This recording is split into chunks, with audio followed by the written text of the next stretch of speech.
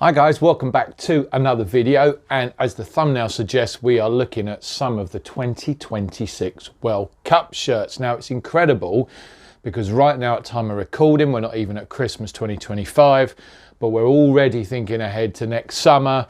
Teams have qualified, playoff draws been made. It's really exciting, always big anticipation, like with club teams when international teams release their new kits. And today we're looking at sort of one of the big rivalries between England and Germany, and both home shirts,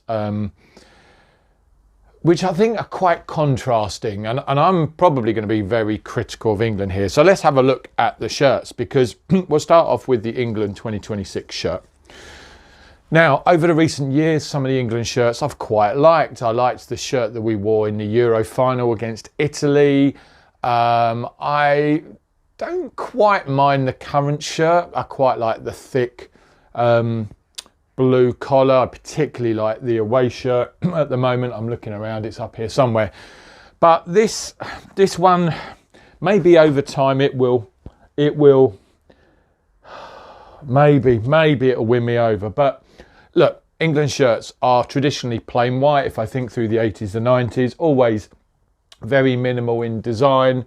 Here we've got an interesting shirt here, because obviously you've got nods to the red, white and blue of the, I mean, I wouldn't even say the British, because the British cross is red and white, but obviously England's colours are red, white and blue. And we've got little nods here, like on the side panelling here. We've got a little touch of red, a little bit of black. There is an underlying pattern on here that I can see. I'm going to try and get it shimmering in the light. I don't know. It could be an abstract lion, maybe. There is definitely a pattern there, but unless you've got the light right. What I really am not a fan of is this collar. It's sort of a rounded V-neck collar here, but I don't know if you can see there. It's not even a straight line. It's sort of a jagged pattern to bring that sort of red in. It feels sloppy. Happy and glorious in there. Now I like that. I mean, that's taken straight from the British national anthem. And again, the sleeves half and half there, so you can see just a white bit there, but then you've got that same effect there, and it's slightly textured there. It's so minimalistic, to be fair. You can see the red bit there. It almost runs from the back round to the side.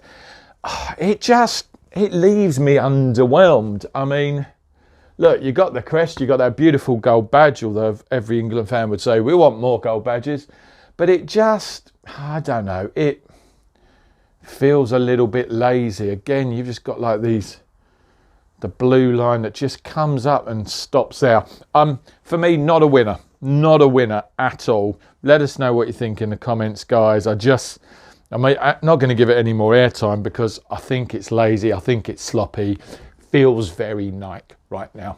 On the other hand, we have a Germany shirt, which to all intents and purposes is a shirt that I just think, wow, they've nailed it. Now, I know this is the last Adidas shirt, which in itself is crazy to think after all the years with Adidas being a German sports brand, that this is the last kit. But it's a lovely nod back to that 1990s kit. And look at this. Now, this had its debut, I believe, in the last set of qualifiers. And I mean, this is the short sleeve version, but the long sleeve version is for me stunning. In the same way as with the Liverpool shirts, I really think the Adidas have done a great job this season, but that really shines through on the long sleeve. Now, we've talked about this when Italy kid, we got those slightly thicker triple bands here. And again, I've seen some people sort of complaining about that, but again, I think they just work really well down the entire sleeve. We'll get hold of a long sleeve one, we'll get a name set put on it. But just look at that, the way that they bring those colours in from the flag in that style. Nice V-neck there, very simple, just the red and the black carried through to the sleeves there, but nothing needs to be going on the sleeves because you're drawn to that beautiful pattern. And I saw a Twitter post recently.